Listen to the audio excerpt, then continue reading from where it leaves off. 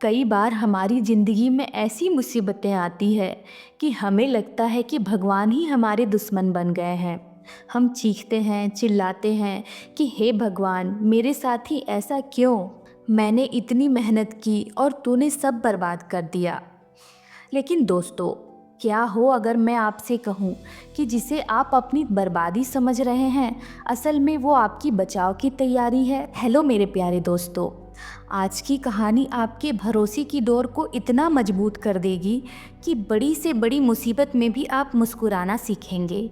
यह कहानी है एक नौजवान की, जो एक बड़े समुद्री जहाज पर सफ़र कर रहा था। अचानक समंदर में भयानक तूफान आया, जहाज की टक्कर हुई और वह पूरी तरह से तबाह हो गया। उस जहाज के सारे यात्री डूब गए, सिवाय उस एक आदमी के। किस्मत से वह एक लकड़ी के फट्टे के सहारे तैरता तैरता एक सुनसान टापू के किनारे जा लगा। जब उसकी आंख खुली तो उसने देखा कि दूर दूर तक सिर्फ नीला समंदर है और पीछे घना जंगल। वहाँ कोई इंसान नहीं था। शुरुआत के कुछ दिन वह बहुत रोया। वह रोज किनारे पर खड़ा होकर चिल्लाता, कोई जहाज देखने की कोशिश करता, पर कोई नहीं आता। धीरे धीरे उसे समझ आ गया कि अब उसे खुद ही जिंदा रहने का इंतजाम करना होगा। उसने भगवान से प्रार्थना की, हे प्रभु, शायद तूने मुझे किसी मकसद से जिंदा रखा है, अब तू ही मेरा सहारा है।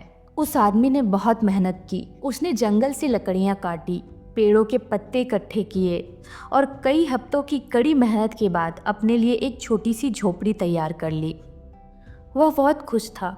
कम से कम अब उसके पास सर छुपाने के लिए एक छत थी, जंगली जानवरों से बचने के लिए एक सुरक्षित जगह थी। उसने जहाज से बहकर आया हुआ अपना थोड़ा बहुत सामान उस झोपड़ी में सजा दी। उसे लगने लगा कि चलो, जिंदगी अब थोड़ी पटरी पर आ रही है। जब वह शाम को फल लेकर वापस लौटा तो उसके पैरों तले जमीन खिसक गई। उसने देखा कि उसकी उस प्यारी सी झोपड़ी में, जिसे उसने खून पसीने से बनाया था, भयानक आग लग गई है। शायद खाना बनाने वक्त कोई चिंगारी रह गई थी, या सूरज की तेज गर्मी से सूखी पत्तियों ने आग पकड़ ली थी। देखते ही देखते लपटें आसमान छूने लगी और चारों तरफ काला धुआं फैल गया। वह आदमी पागलों की तरह दौड़ा। उसने रेत फेंककर आग बुझाने की कोशिश की, लेकिन सब बेकार। कुछ ही मिनटों में उसकी मेहनत, उसकी उम्मीद और उसका एकमात्र सहारा सब जलकर राख हो गया। वह आदमी वहीं रेत पर घुटनों के बल गिर पड़ा। इस बार उसका सब्र टूट गया। वह आसमान की तरफ देखकर जोर जोर से चिल्लाया, हे भगवान, तू इतना निर्दयी कैसे हो सकता है? मैंने तुझसे सिर्फ एक छोटी सी झोपड़ी ही तो मांगी थी। तूने मुझसे सब छीन लिया, पहले मेरा परिवार, फिर मेरा घर और अब यह छत भी। तू चाहता क्या है? मुझे मार क्यों नहीं देता? वह रात उसने खुले आसमान के नीचे रेत पर रोते रोते बिताई। उसे लगा कि अब जीने का कोई मकसद नहीं बचा। वह भूखा प्यासा वहीं सो गया, यह सोचकर कि अब वह कभी नहीं उठेगा। अगली सुबह उसकी नींद एक बहुत तेज आवाज़ से खुली। उसने हड़बड़ाकर आंखें खोली। उसे अपनी आंखों पर विश्वास नहीं हुआ। टापू के किनारे एक बहुत बड़ा बचाव जहाज खड़ा था। वह आदमी खुशी से पागल हो गया। वह दौड़कर उनके पास गया। जब वह जहाज पर बैठा तो उसने उस जहाज के कप्तान से पूछा, सर, मैं तो इस वीरान टापू पर कई महीनों से फंसा हूँ। आप लोग तो यहाँ से गुजरते भी नहीं हैं। आपको कैसे पता चला कि मैं यहाँ हूँ?